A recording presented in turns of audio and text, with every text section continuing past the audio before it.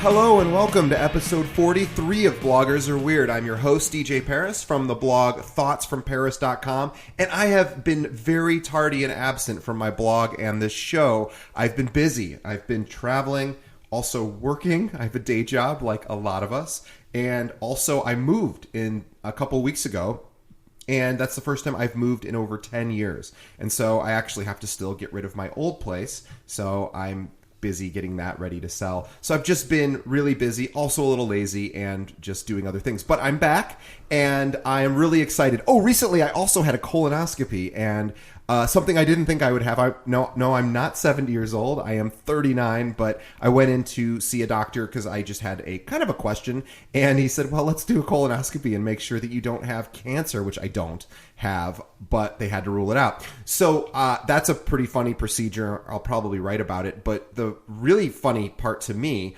wasn't even the, going to the bathroom 75 times the day before, which is what you have to do to prep for it, but was the day of when everyone who had had one prior said, don't worry, because I have a big fear of, things back there, kind of coming and going. And that my friends and everyone said, no, it's fine. They put you to sleep, which is not true. Because I did all the prep, and that was a disaster. And then I get there, and the very first thing the surgeon says to me is, so we're not putting you out. We do not you'll be awake.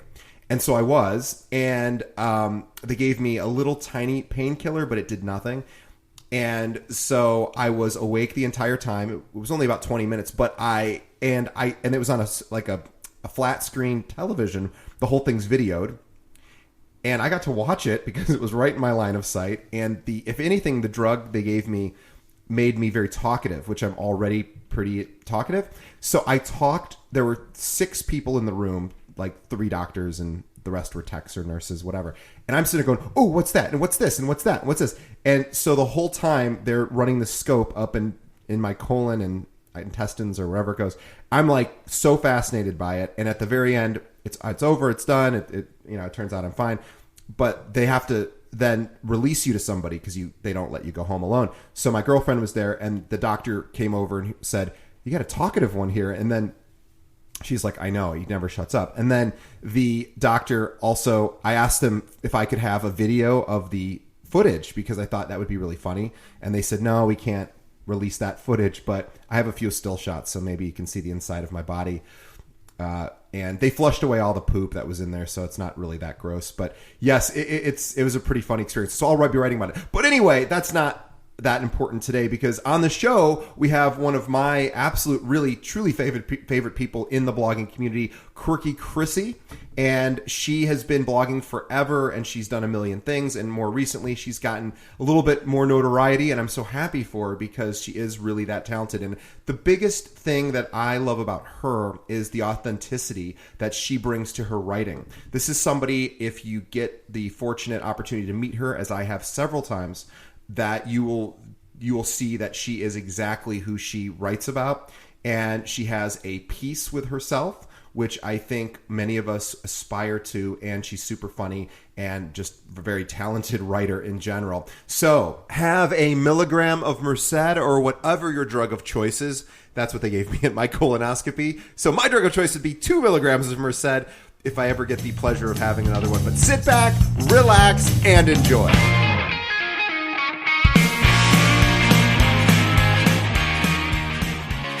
Bloggers Are Weird is sponsored by moreblogreaders.com. Moreblogreaders.com is the home for the greatest teacher of how to build a business and get more readers for your blog, Darren Rouse. If you aren't familiar with Darren, you need to be, because over 320,000 bloggers get his newsletters. He has over 7,000 articles on his website, and he's written tons of books. In fact, when you go to moreblogreaders.com, you will see a list of Darren's books. I highly encourage you to start with 31 Days to a Better Blog. By going to moreblogreaders.com, you'll get special pricing for being a Bloggers Are Weird listener. So are you ready for more traffic and more success with your blog? Then go to moreblogreaders.com.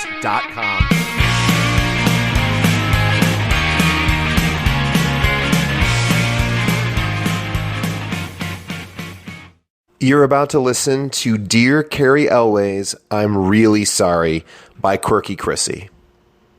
Enjoy. Dear Carrie, can I call you Carrie? I hope so. I'm going to assume that you've probably forgotten all about me and Brian. I'm really hoping you forgot about Brian. So I'll start with this. I'm a big fan. Huge, actually.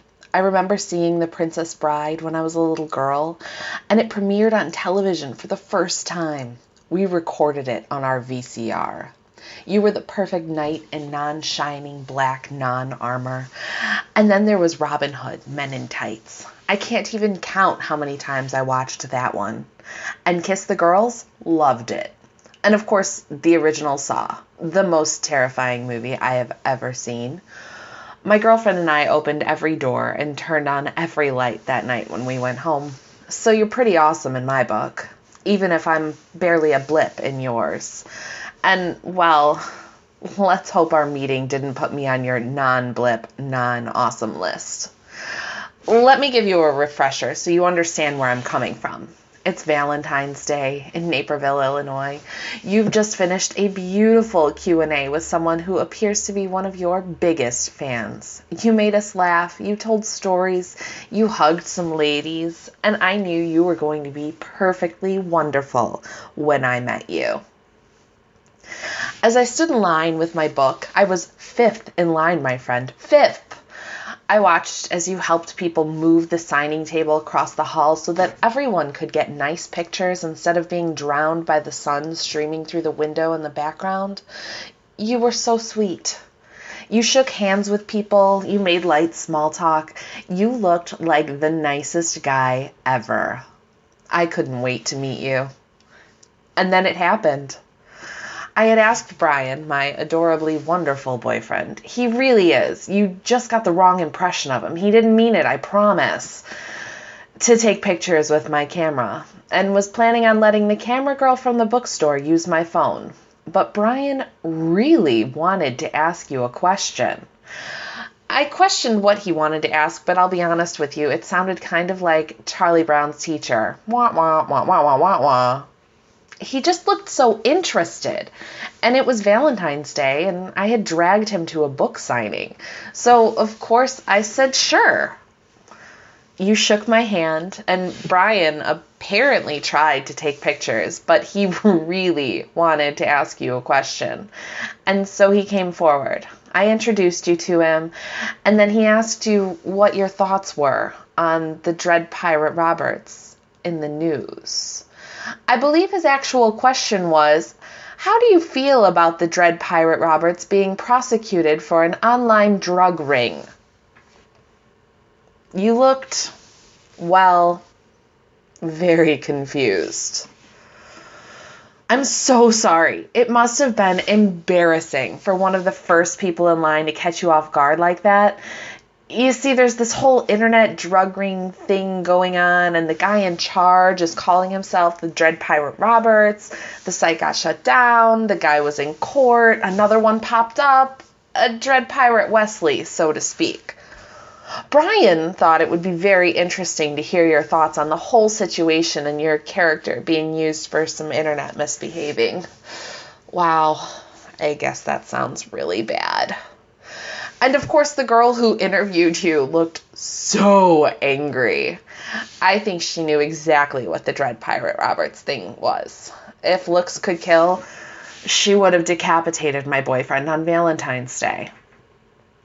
Well, Carrie, I walked away. It seems we were almost ushered away more quickly than I could even imagine. The girl with my phone apologized. She tried to take pictures. She couldn't seem to get a good shot. And I just kept thinking to myself, what the fuck just happened? It was awkward, it was weird, and I'm so sorry if it was embarrassing. I'm really good at making an ass of myself in front of famous people, especially at book signings, like that one time I met Jenny Lawson. I walked away and fought back the tears. Everything I had been hoping for was shot down. I was going to try to make some adorably witty banter or ask you a question about your stay in the Chicagoland area. Were you going to see Mandy Patinkin while you were here? Instead, I found myself smiling like an idiot, confused, bewildered, and done. I wanted to go home, but we had planned to stay for the movie. We had dinner plans afterward, and it would have been silly to leave. Watching The Princess Bride made it a little better. It's not hard to swoon and smile and laugh. But nearly a month later, I'm still sorry, and I do hope that you'll forgive us. We're just a little awkward. We didn't really mean it. Sincerely, Chrissy.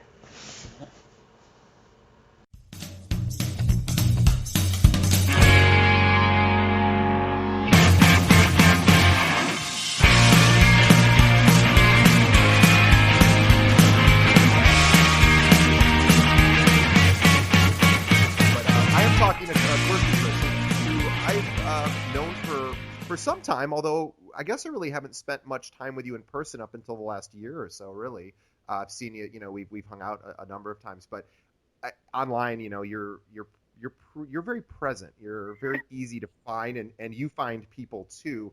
And I want to talk about that and sort of your journey through blogging. But just to give the listeners who maybe aren't as familiar or aren't have the full picture, Chrissy's a humor blogger, like pretty much everyone on the show that I have.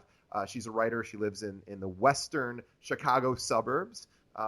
Work's been featured. Gosh, you've been on Huffington Post, Scary Mommy, Dirty Sexy Funny and Dirty Sexy Funny, the serious show with Jenny McCarthy, which just happened. A month ago, maybe not even. It was when we were in New York. It was the first day of Blog Her. Yep, that was just a few 3 weeks ago or so. And you can find her. You should be reading and following and signing up for her email list and all her various social media outlets. But you can reach her at quirkychrissy.com, and as well as Facebook is just Quirky Chrissy Blog. Twitter is Critchy Woj, and anyway, Instagram is also Quirky Chrissy. Just go to her website; it's all right there. And I'm a big fan of yours, and I was very impressed with you. And I were at a different blog conference before the most recent one, where you actually won a pretty sort of important, I thought, you had a selection that was chosen for one of the readings, which in a room full of some pretty good writers, you were one of the three pieces? I think there were 4 pieces. 2 were humor and 2 were very very deep. So I was one of the humor pieces chosen. Yeah, that's true. That's true. The 2 pieces that were more serious were pretty amazingly serious, and then yours was awesome, and it was the complete opposite end of the spectrum. Can you tell everyone what you So I wrote a story about my first period. To make a long story short, I was praying for my period. I'm grown up Roman Catholic, praying for whatever it is that I needed or wanted in my life, and I was praying for my period because all the other little girls had their period, and I wanted to be part of the cool kids club. And then I got my period, but I didn't really know I got my period. I thought I was crapping my pants for about 3 months, for about a week, and then it would go away, and then I'd get it again, and it would go away. And finally, the 3rd month, I realized that it was not actually some sort of heinous disease that I was afraid to tell my parents about. It was my period that I had been praying for the entire time. Yeah, I'm sorry. I've been quiet for a few moments because I've been vomiting and trying to put my hand over the microphone. So sorry about that. Sorry. That's okay. No, I got to hear you read that live. And is that recorded? It is. Oh, you did. There is a video. It's on my YouTube channel.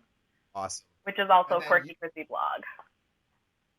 Yes, and sorry, I forgot that one. And then, did you read that on the Jenny McCarthy Show, or did you just talk about it? Or I read it. I read kind of a condensed version of it, just because of timing, and Jenny was kind of jumping in and engaging with me, so it was actually really cool to have that like go kind of viral-ish.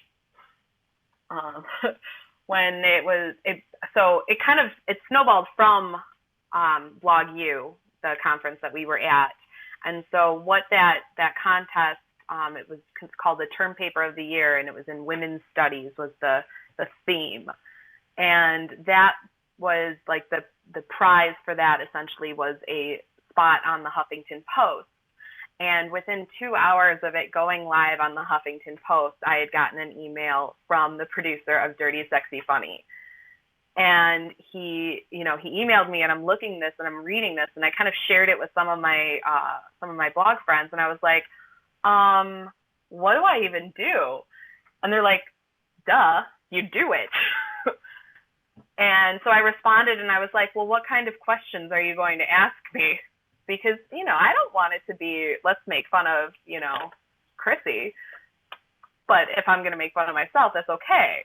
And he was like, no, it was funny. Jenny's a Chicago girl. She thought it was hilarious. She's Catholic. She understands. Like, she just wants to have you on the show. And I was like, cool, we're going to be best friends. This is awesome. I'm still waiting for her to call me again, but I know she will. Yeah. If you never know. She could be the invite to her upcoming, party, the end of summer party may just have gotten lost in the mail. You know what? That's exactly what happened. I mean, we don't live that far away from each other. She lives in the western suburbs. I know. You told me. In fact, we have to almost. It's so funny because whenever I see you, you are always amped up to a 9.97 out of 10. And this is the most subdued Chrissy, even though you're still very high energy now.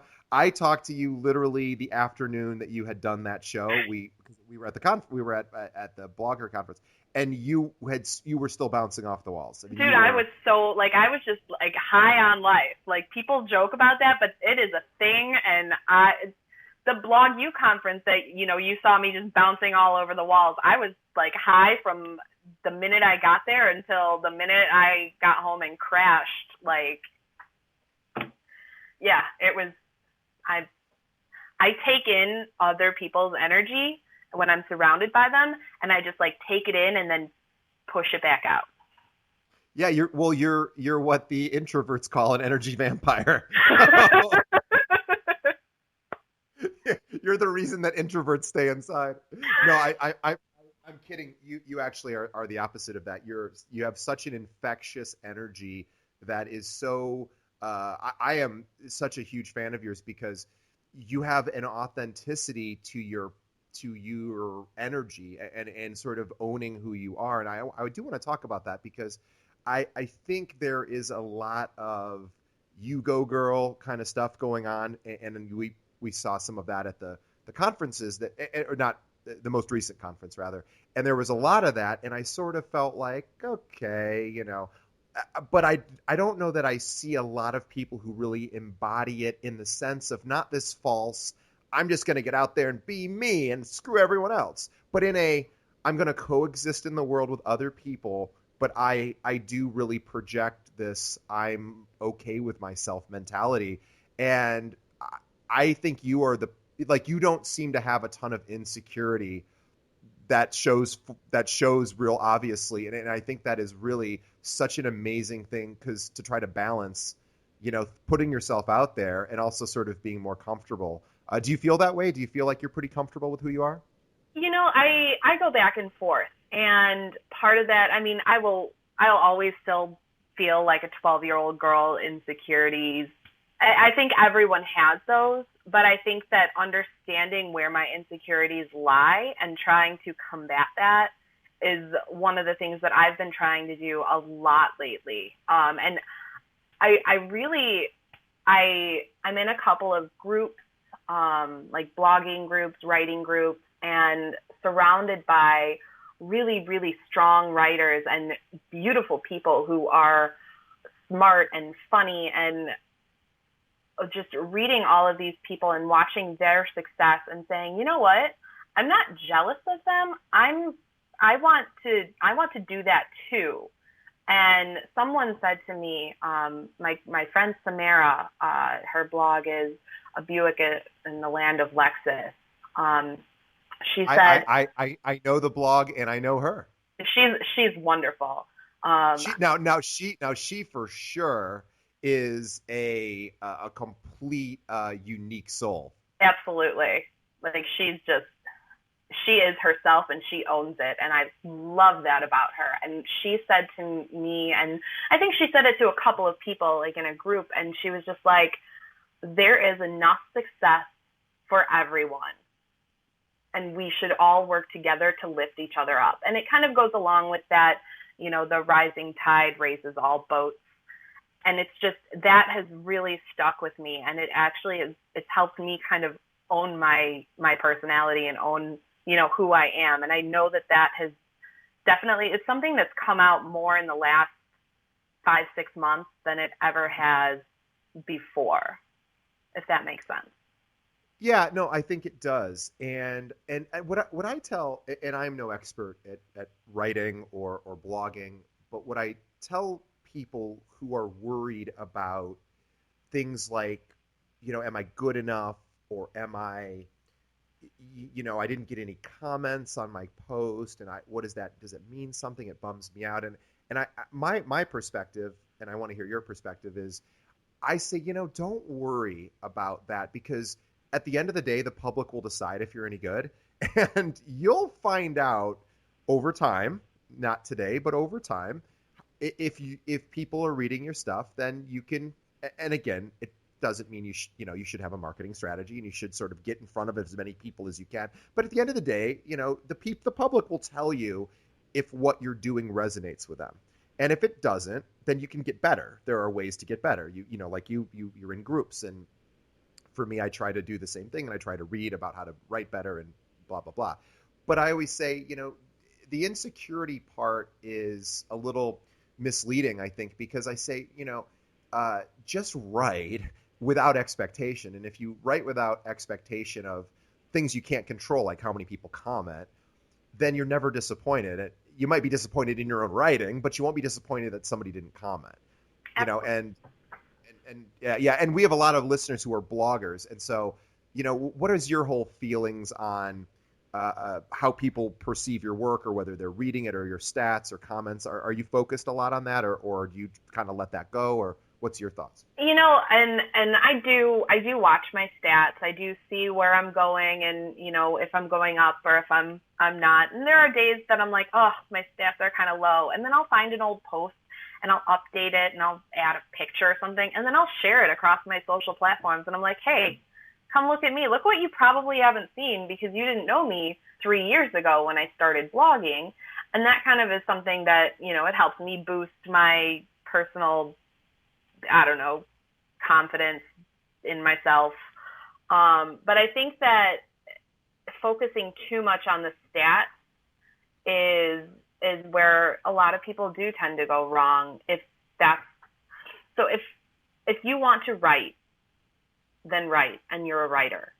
Like, that's plain and simple. If you want to have a business and you want to, be a marketer, then that's got value too. You just have to decide what you want out of it. And personally, I want both. I want to be a business, and I want to be a writer, and I want to merge the two together like delicious melty cheese.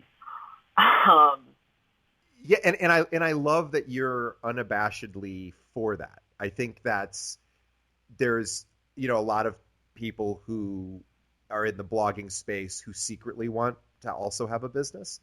But it doesn't sound good to say when you don't have a business, because number one, you have to admit that it's not currently really a business if you're not earning the income you want. And then number two, you have to admit that it's not strictly purely for the art of writing. And people don't understand that, we're all multifaceted. You can still be 100% authentic in your writing and also go for it on the marketing side. Those two are in some ways, they're not synonymous. They don't necessarily have to bleed into each other. I mean, you could say, I always tell people, look, just write your best and then create a marketing strategy and then show your best stuff. And like I said, the public will tell you if you're good or not, but don't think that those two things can't coexist. Do you feel that way? Absolutely. So, and one of the things is I never feel like I'm good enough because I want to be better. I always want to be better. And that doesn't come from insecurity. That comes from striving to do more. And one of the things that I do to be better is I read more. I read other bloggers. I read people who inspire me. When I first started blogging, you were one of the first blogs that I really started like following and reading. And I was like, I want to do that because that looks like fun. And so just kind of watching my surroundings and seeing what other people are doing kind of helps push me in the direction that I want to go. And I think that other people can, find that space and find the people that inspire them and, follow them. It's not stealing if you're using your own unique, authentic voice and, pulling not content, but pulling, oh, hey, this made me think of this, what I have in my life or what I did, and using your own story. Do you know what I'm saying? 100%. And you going back to the, read blogs or read anything that inspires you to do your art. In this case, we write. I just recently started going back and watching a lot of the Woody Allen films, which I haven't seen most of the Woody Allen. I mean, he's made a million movies. He's made so many, but I've seen Annie Hall and a number of the more, even the more recent ones aren't really comedy related, but I went back and started watching all of the comedies that he has done and I sort of had forgotten how amazing of a joke writer he is. And I just finished up Love and Death, which is probably pound for pound the most jokes I've ever seen in a movie in any film I've ever seen. So I was watching that and I'm going, and every joke is just amazing. And it's literally a joke every 17 seconds. I mean, it's that good. So beyond brilliant. And more people hopefully will go back and watch it, but it's him and Diane Keaton, of course, and it's so good. But anyway, I'm watching this and I'm like, this guy is the master of this, sort of the one-liner and back, and he's still an amazing writer. But like, I love watching that stuff because it almost in a way makes me angry in a good way, where I go like, God, if I focused a little harder on my craft, I could, maybe I could create one of those, those one-liners. And so I love to do that. I like to get inspired, and I think you got to really, the good news about being online is a lot of the people who are your heroes are not inaccessible anymore. I mean, you couldn't have gotten in touch with Woody Allen in the 80s. There's no way, unless you were in Hollywood, or New York rather, and you knew that community, but most people aren't, privileged with that. So now, if you want to send a tweet to one of your, a celebrity that you like, or just a good writer who's popular, or somebody who isn't popular, you got a good chance of getting a hold of them. And I'm always shocked at how accessible really successful, busy people are if you ask them a question that is, a reasonably interesting question. Yes. And I think that's really cool, is the accessibility. I love that, I can go to Twitter and, maybe they're going to read my message if I'm sending something to someone who I admire and respect or just think is overall awesome. Maybe they're not, but the fact that it's that easy and they're there and they are looking at what other people are saying to them and about them. And I think that that's so cool. And I love the way technology is headed. Like Periscope is like the new big thing, and just kind of watching other people live their lives. And it's interesting. Like, it makes that accessibility even more, like at your fingertips. Yeah. It's funny, something, and this is about me, so I'm going to just shift it to me for a second, because this is something that a question I get a lot, and you probably do too now, because you're at the blog conferences, people know who you are. You're not just one of the wallflowers. In fact, you're the opposite of a wallflower. You're the one that gets up before everyone and does yoga, on the front lawn of the Baltimore Notre Dame campus where we were, which I thought was great. I can't, this is funny, by the way. So I went to your website. I was looking at some things, and you have one of the advertisements that popped up. I don't know if it was Amazon or what network you use for advertising, but literally a CPAP, because I use a CPAP. So a CPAP mask advertisement came up, and I go, oh, they I know that was based on cookies, and I just went like, oh, that's funny. But so I was I was talking to recently to somebody who runs a fairly successful sort of humor blog collective where writers, write, and it's one of these sites, and I reached out to, and I know the person who runs it, but only because I had developed a friendship with them years before, and before they were even really involved with it, and I said, I don't know if you are open to this, but I'm really good at writing like funny little advice pieces. So if you want your readers to write in like advice questions, I could do this thing, and it would be really funny, and it would be short and sweet, and I. This person who runs, she said, "Oh, let's do it. That's a no-brainer." And it's not going to make me famous or rich, but all I did was literally just went to her and said, "Hey, can I do this?" And we know each other, but I could have been a stranger and sent her stuff, and it just happens that she goes, "We were just thinking about doing that for the blog." I don't know their business model, so it's not like I was privy to any of this. It was just literally a random thought I had one day. And she said, because she knew my work, she said, great, that would be great. So the very next day, I got an email from somebody from a totally different website who said, hey, can you give some advice we have some funny, stupid questions, and you can write. And I didn't know that person.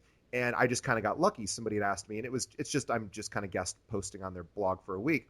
But it was just one of those things where I realized, boy, I really like doing this. And had I had really had this formulated thought about I'm good at this, I could have reached out to every single blog online, and somebody would have given me a shot, even if I was a nobody, because they would have said, well, come up, write some free stuff, and just send it to us, and we'll see if we like it. But that's the accessibility I think is so cool. Is the Huffington Post is a great example. You were selected to go on there. And when we were walking to the next day after you spoke at that conference, I walked with the woman who was the Huffington Post person.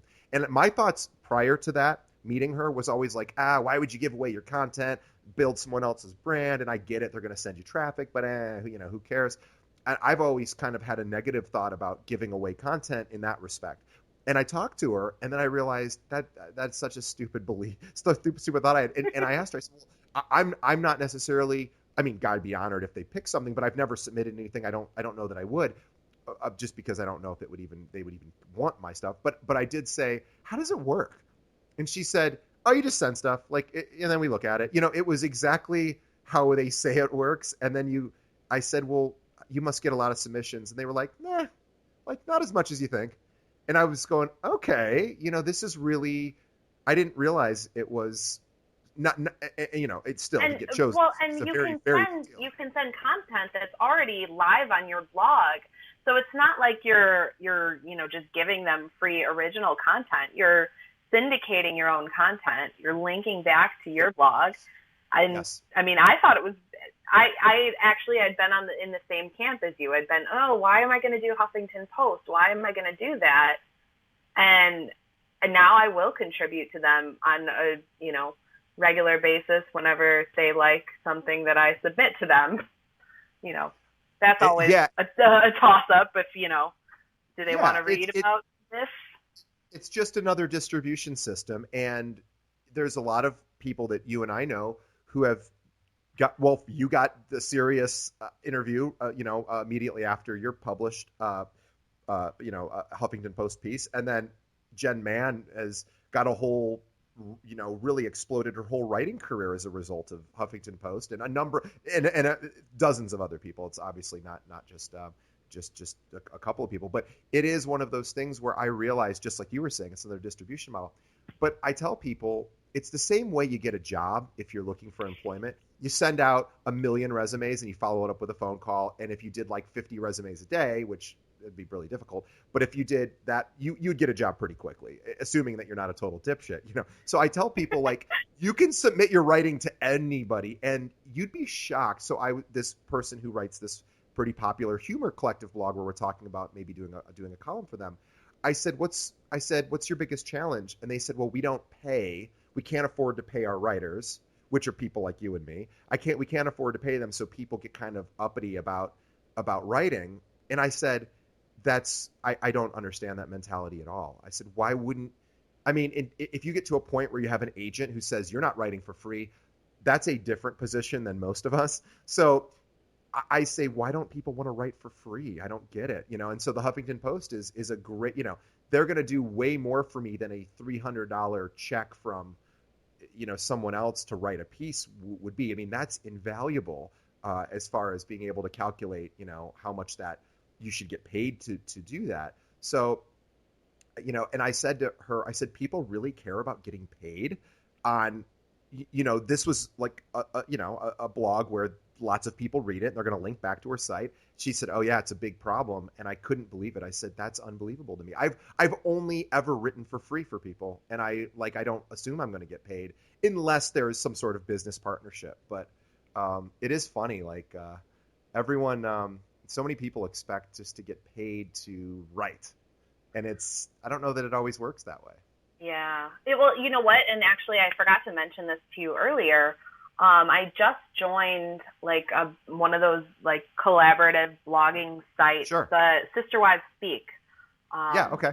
And it's a powerful collaboration of women and men who are they have these great stories to tell, or this, very insightful stuff. And, obviously it's a smaller network, and that is not that's not a paid to contribute, but it is a really cool place for, people who are struggling or people who are looking for, inspiration. And so on both of those ends, it kind of, people who need to put something out there that's anonymous, they accept that, and they're like, hey, come to us, tell your story, and, help other people. And that's kind of like the process of that. And I think it's really cool. And so when they asked me to, join their group, I was like, oh my gosh, yes, please. Thank you. Yeah, you're right. And, when I've told this story before, but when I wrote for Aiming Low, which unfortunately isn't around anymore, the talent at Aiming Low was so impressive to me. And I don't know, I think a lot of people would say that, and I don't include myself. I just mean prior to me joining, I was so impressed. To me, they were the best. And so when I submitted something, I probably submitted 5 things, and then over 6 months, and finally they said, okay, we'll do this one. And then at some point, and I was just so honored, and they said, okay, you're gonna be like a junior. We're gonna give you a chance. You're on the JV team, which means you have to work twice as hard as everyone. And after a year, maybe you can be a regular featured editor, contributor, etc. So I was like, oh, I'm in, and this is the funny part. So this is, I don't know if you'll know these 2 names, but there was 3 of us. It was myself, it was Tracy Beckerman, and then it was Una LaMarche. Both Tracy is a best-selling author now, and she's in 2,000 newspapers. She's a columnist. She was doing that at the time even, but she was on the JV team with me. She was we're not quite sure if we like. she's a wild success. The other, Una LaMarche, is now and has always been a writer. I've interviewed her on the show. I've actually interviewed both of the women, and Una is a best-selling author too, and got an A from Entertainment Weekly on her last book.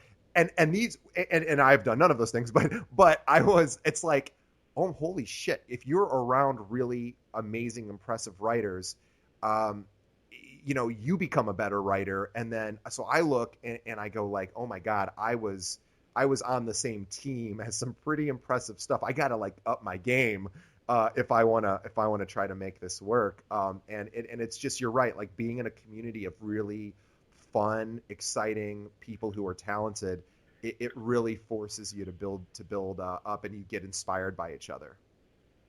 Yep, most definitely. All right, well, let's enough about that. Let's talk about your your recent flooding issue with your car. Oh my God. So we recently moved, and recently is kind of well, I guess it's not totally recently.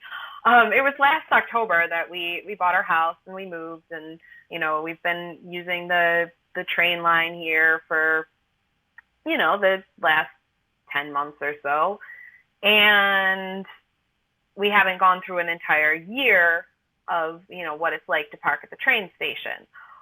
What we didn't know, and I knew that there was flooding in the general area of the train station that we park in, but I had been convinced it was solely in the parking lot and not where we actually do park.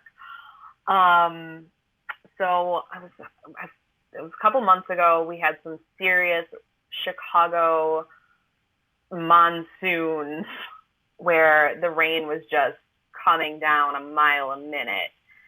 And we were actually supposed to go see a movie in the city, and because it was raining so hard, we couldn't get a cab to get to the theater in time. And so it was like, fuck it, we're just going to go get on the train. We're going to get home. We'll go eat dinner. We'll just, whatever. Forget the movie. It's done. So we're on the train, and they're like, this stop is flooded completely, and this isn't our stop. This is just a different stop. So if you get off, you will not be able to walk to your car or anything. So we don't recommend you get off at this stop. And so I'm like, well, shit, that really sucks. Luckily, they haven't said anything about our stop, so our stop should be fine. We get off at our stop and start walking down to the car, and there is a huge lake wrapped around my car. Were there other cars in that area, or was it just you? There were other cars. There were at least 25, 30 other cars. Now think of the amount of money that goes into every single one of those cars, and every time that happens, how many cars get flooded like that. Amazing. And so what happened eventually? What did you just had to leave the car there? You weren't even able to open the door, I imagine. We couldn't even get to the car. It was 4 feet of water. And so I'm like, well, fuck that. I'm taking pictures. I'm filming YouTube. I'm like, that's my fucking car. And we, called my parents, and my parents had to come and pick us up and drive us home. And it's like, well, shit, now what do we do? And little tidbits of knowledge: when your car is underwater, all the lights go on, all the stuff starts working because it connects all of the stuff that connects. Right. And so your lights go on, your battery dies, everything's fucked, essentially. And then water gets in everywhere. And insurance covers this, or no? I don't know. Well, so I had just paid off my car in February. Okay. Here's the last check. Here's the title. This is exciting. I should be able to drive this thing into the ground for the next 15 years. And then I got it flooded. And, I posted a picture online, and everyone thought that I drove into it. I cannot tell you how many people actually thought that I drove into it. They're like, how did you get out of the car?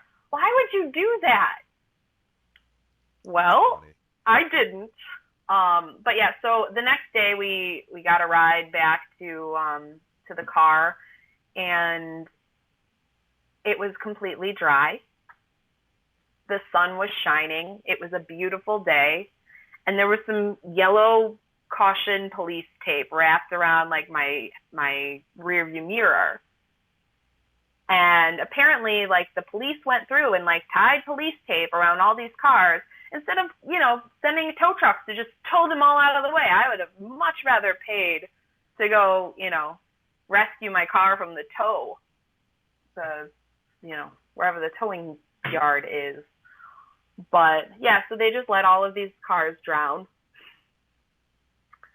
And my car was totaled, and they basically gave me the Kelley Blue Book value of the car, which was not what I paid for. Is always depressing. Yeah. So I won a new car and a car payment to go along with it. Yeah. I've had that. I haven't had that exact experience. Well, obviously, not the flooding, but my girlfriend has had that where she just paid off her car a little while ago, and then we almost thought she would have to get a new car, and she said, "Oh, I just paid it off." So I know a lot of people can relate to that. Tell me about the gun locker that was found. This is amazing. Okay, so a friend of ours has, a couple of rental properties, and one of the rental properties, there was like the renters just kind of up and left. Just, we're done, peace out, see you later, leave everything. Never a good sign, by the way. Right. Yeah. So up and left. The place was a disaster. It was a condo. It was like a second level condo, complete like just clothes and garbage. And they had installed some new fans and some weird stuff and a whole security system. Something weird was going on there. We have no idea what, but suspicion is that some type of drugs were being made there. And so our friend went and cleaned everything up and, redid all sorts of stuff, painted everything, fixed the flooring, did all this stuff. And then the last few things that needed to get out, we went over there and helped kind of like cart everything out. And for some reason, really unbeknownst to me, my brother and I thought that it would be a really good idea to take this gun locker that was locked, and we were gonna get rid of it. Maybe we were gonna keep it, clean it out. We were gonna figure something out. So we take it home to my parents' house. Now wait, how this gun locker is one of those that you could like hang a rifle floor to sort of like it's tall? Is it tall? It was tall. It was about 5 feet tall, maybe a little taller, and heavy. There was definitely some stuff in it, and it was locked. When the key was actually broken off inside, and I'm like, somebody didn't want anyone to open that. And I tell my brother, I tell my brother this, and I'm like, we should open it. He's like, yeah, we should. And so my mom and my dad and my brother and I are all kind of standing around looking at this gun locker, sitting in our front lawn in like the middle of suburbia. And my brother starts trying to like wedge it open with his hands or something. And my dad looks at him and he's like, no, son, you're doing this wrong. And he goes into the garage and he gets a crowbar. And I thought my dad was going to start doing it, but he rite of passage handed the crowbar off to my brother, and my brother pops this thing open with a little bit of arm juice and the crowbar. And inside there was a ton of garbage and just like plastic bags full of used syringes and melted Coke cans, which is something they use to heat up heroin, is what I've found through Googling. I was thinking insulin, diabetes, so I guess okay. That maybe that's what it is. There were also bullets and just some other just weird, crazy. There were golf tees. I don't know why there were golf tees in there. Everything else seemed to kind of make sense, but the golf tees were a little bit strange. I think there was some methadone in there. Oh, he's trying to get clean. Good for him. Or trying to make meth. I don't know. Oh yeah, that could be. That's probably more likely. So yeah. And then we called our friend who came and retrieved the gun locker, and we all kind of discussed a plan of action. Well, we call the police, and then what if we have like drug dealers after us, or we don't call the police and we just try to get rid of it? Like, what do we do here? And so they called the police, and the police were like, oh, just throw it in the dumpster. Yeah, it's probably one of those like, nah. Yeah, like we don't want to deal with it. Throw it in the dumpster. It's fine. There's probably no. Well, first of all, these people are in Alaska by now, so they're nowhere to be found. And Boy, that's amazing. Did you have that thought that like the key's broken off into the lock? You had the thought that maybe the guy didn't want you to get in there. It has to be a guy, by the way, right? Or Yeah, maybe it was a couple. absolutely. Totally a guy. Yeah, but do you have the thought that like maybe it's booby trapped? I mean, the guy's probably not sophisticated enough to do that, but did you have the thought that something could happen if we open this up, or did you guys not have that fear? I don't think I had that fear. I'm sure my mom did. She's the one who worries the most out of all of us, and she was like, I don't think you guys should do this. And yeah, nothing good is going to come from the inside of you're basically there. It's not going to be anything that will anything good, but it ended up at least solving a little bit of the mystery of who of these people. Right, just a little bit, and it made for an entertaining story. I thought it was amusing. So that's when you have to the friend of yours who owns it now has to say to the next renter, well, who was here before you? A quiet couple with 2 children. They just little old lady drove to the grocery store once a week. Right. Yeah, you can't say you're not going to believe the the shit we found in this place. In fact, there's probably people coming back because people probably ripped him off for drugs. So that security system they installed. Let's keep that running for you. That's amazing. Yeah. And so tell I want to talk about your name as sort of the final piece to this, because Quirky Chrissy, where does that come? I mean, your name's Chrissy, but where does the quirky part come from? Did you title yourself that? Is that something that people have called you? Because I think that really is such a perfect, you're quirky, and I don't put any sort of judgment on that, whether it's quirky like weird, quirky funny, quirky good, but you are embracing of that I'm different mentality, and everyone's different anyway. But I like the fact that that's who you are. Where did that come from? When I decided I was going to start a blog, a year before I actually started my blog, and I had not read blogs. I didn't know a damn thing about blogging or anything. I was just going to put my work out there, and so we were talking. My boyfriend and I were talking about, well, what am I gonna, I'm going to get a website. What am I going to call it? What do I want to be? Do I want it to be about, me? Do I want it to be something else? And, he's like, well, why don't you just use your name? Like, Chrissy Wodilla. And I'm like, no, we can't do that. That doesn't work. And he's like, I don't understand why. Well, ideally one day my name will change and then I won't be Chrissy Wodilla. So like, that's kind of a thing that I think about. He didn't think about that. And so I'm like, well, I like alliteration and I like consonants. And so what are some like descriptors of me? And, one of my girlfriends used to call me an acquired taste because, I'm incredibly lovable once you know me, but I'm a little bit weird and a little bit different on the outside. And so when you see that, you may not necessarily I may not be your brand, I'm a little bit quirky. And so it just kind of came about, and I'm like, Quirky Chrissy.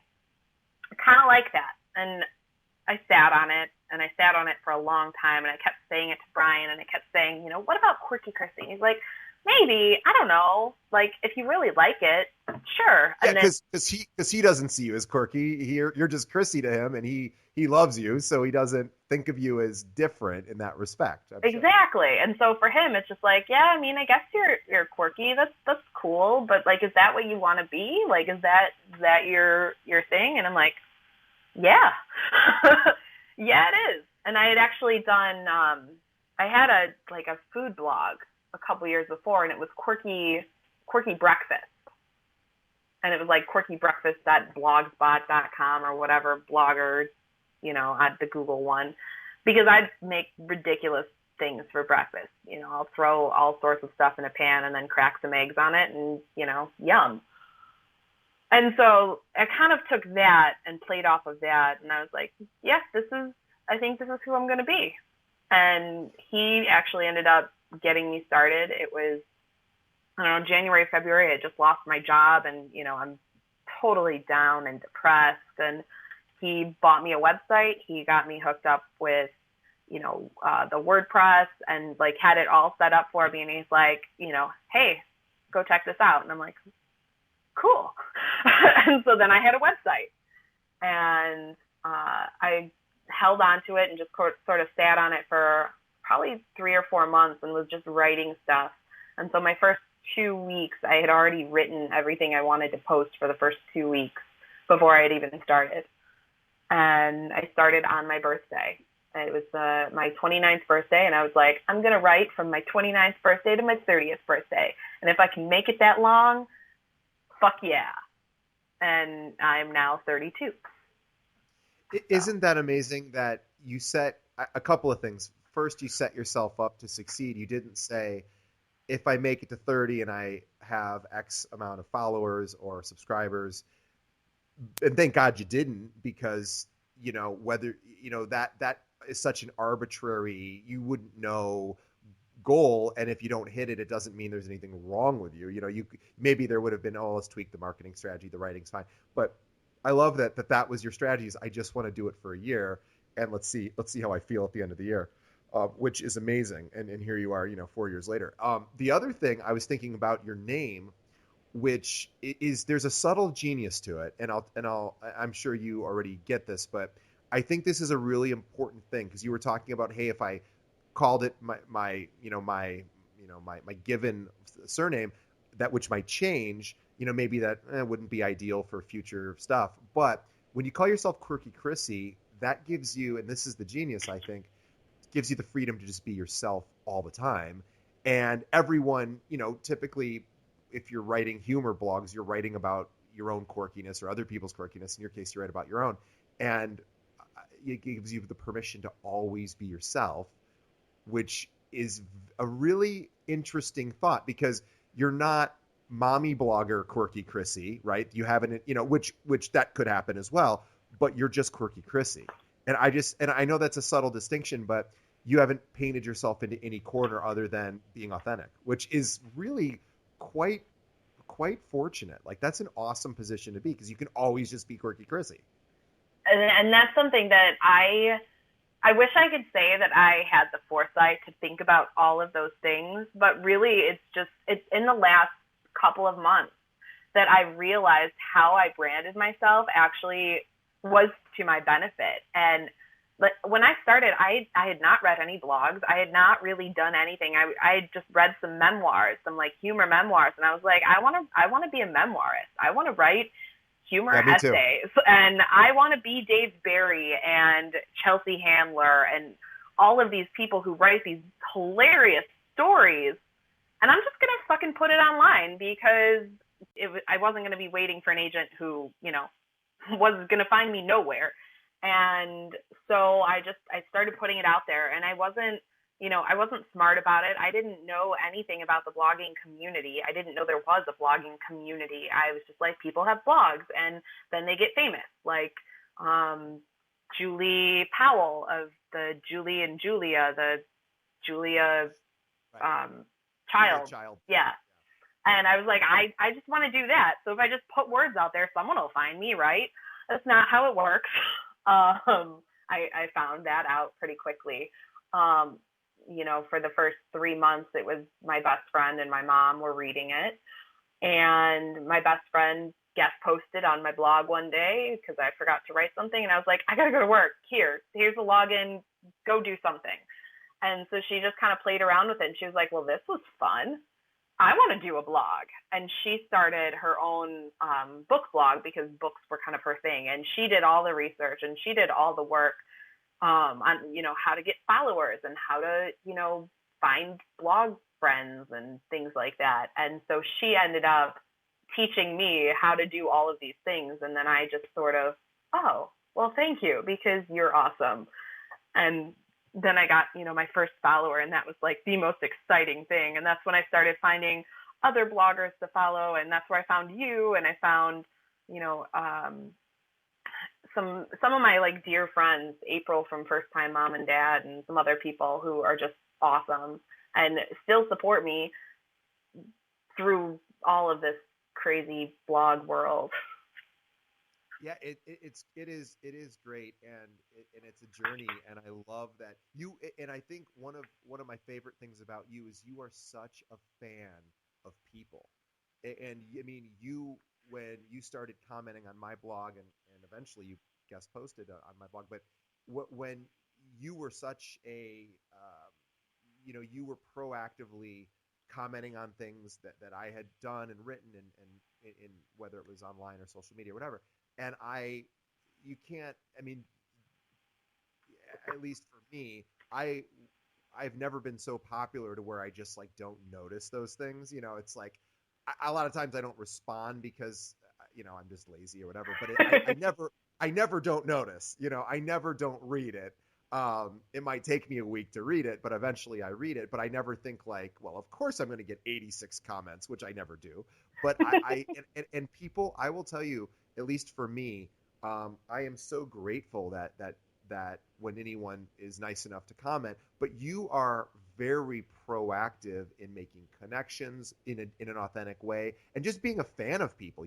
That's the biggest quality from you that I get from meeting you in person and also just interacting with you online is you're really a fan of the community, and you really love writers, and you now get to coexist in the same community that all the rest of us bozos are in because we're all the same, and you flourish in the community very very much so. I think.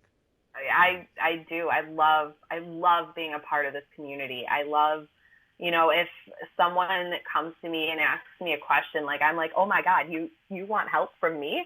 Like you think I'm cool enough to like answer your questions? Sure. How can I help you? If I can't help you, I'll send you to someone who actually can. Oh yeah, when we were just at Blog Her. This is just a funny, an interesting aside. I don't know if you went to this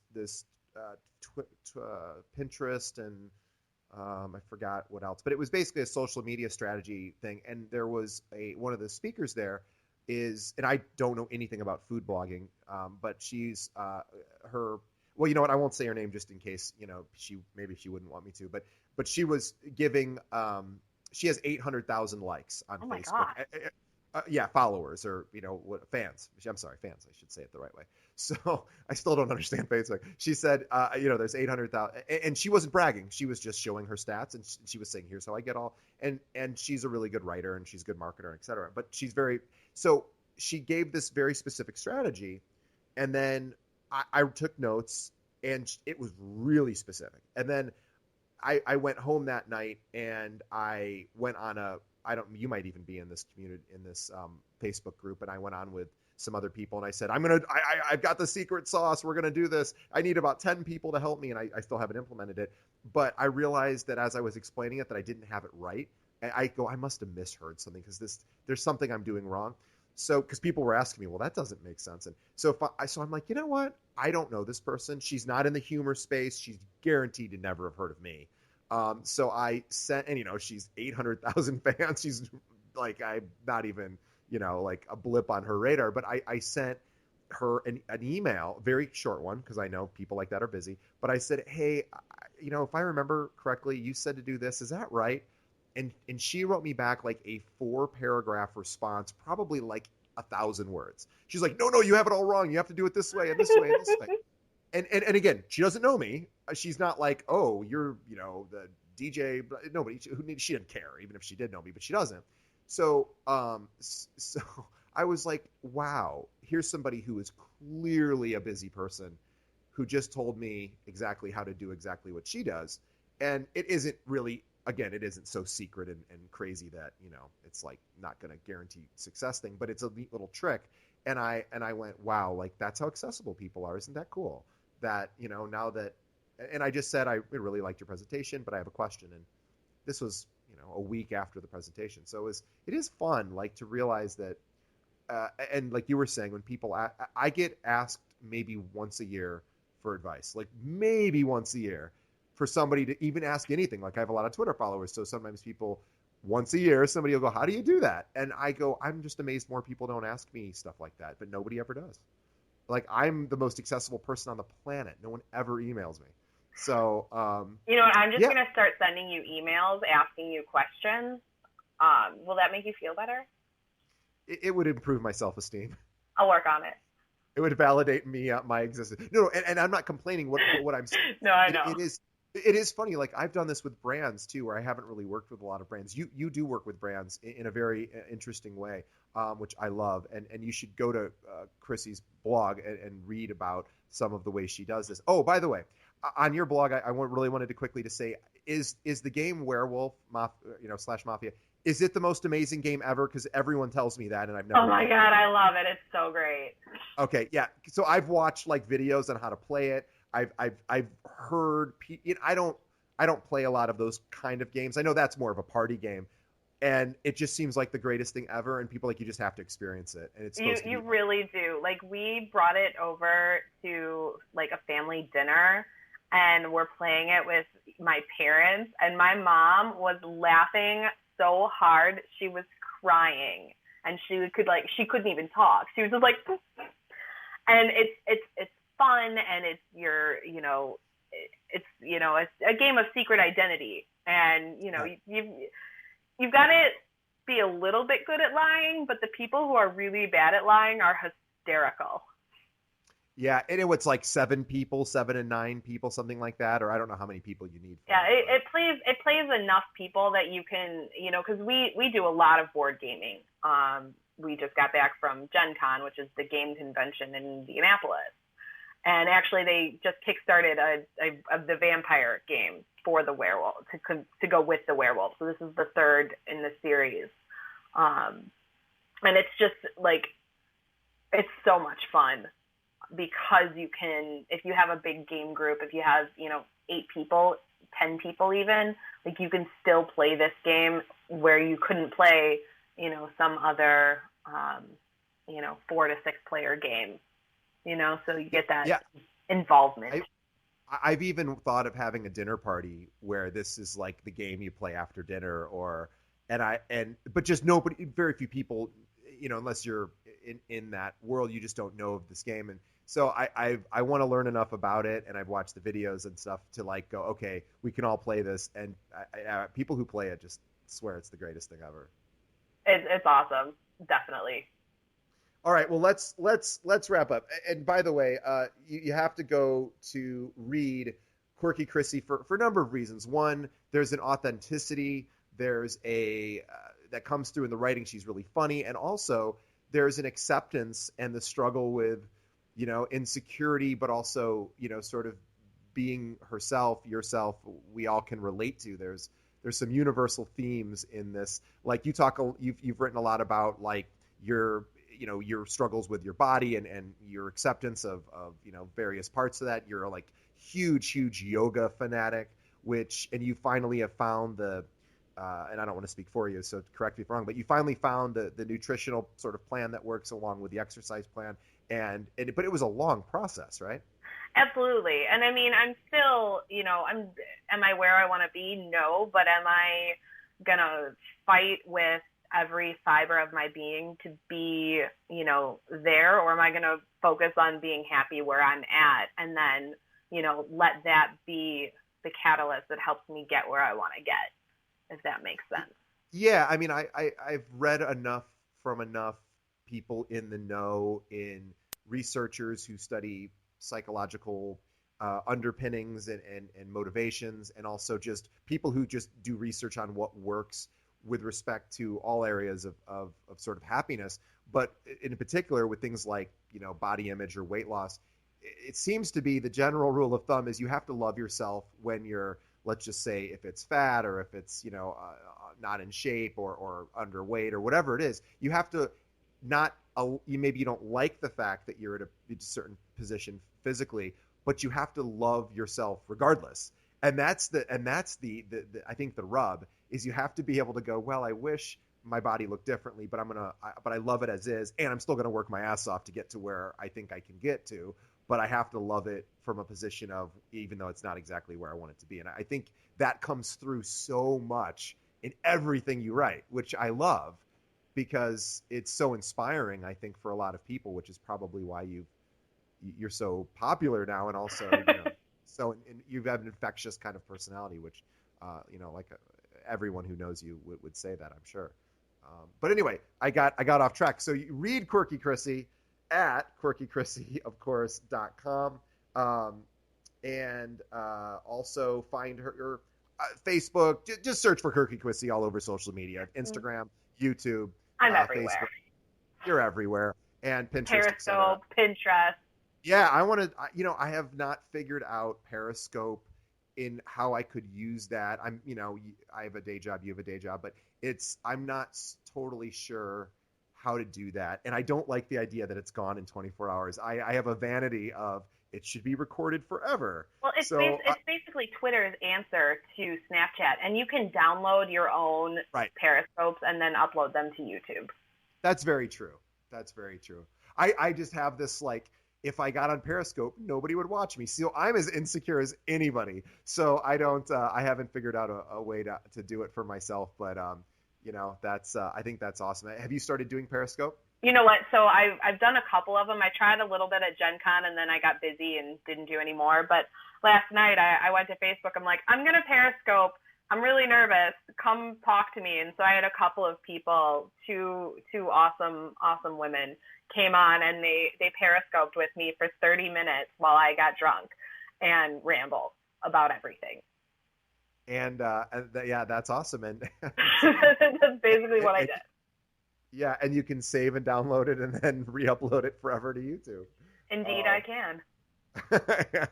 Well, thank you so much for taking time out of your night. I really am so honored that you're here. And you were a big supporter of, and continue to be, of mine. But more importantly, you are such a tour de force. I'm really glad that we were able to do this. And, continued success in all your stuff, because you're just really funny. And the authenticity, I think, is where you are able to really shine. And thank you for having me on. This was awesome and fun. Lots of fun. Cool. Well, I'm not Donnie Wahlberg, nor Jenny McCarthy, but well, you didn't get to talk to Donnie anyway, so why am I even comparing myself to him? So you only got one half of. I only got one half of Donnie Loves Jenny. Well, maybe you can get a walk-on part on Blue Bloods and go visit Donnie on set or something. You never know. I mean, when Jenny and I become BFFs, like, you never know where this is going to go. Yeah, I'm sure you can just probably show up outside her home at the gate and kind of rap on the thing and say, I was on the 6 months ago on your show, and I want to, let's hang, and yeah, who knows? You never know. But thank you so much for being part of the show. And everyone go read Quirky Chrissy, quirkychrisy.com, and say goodbye. Goodbye.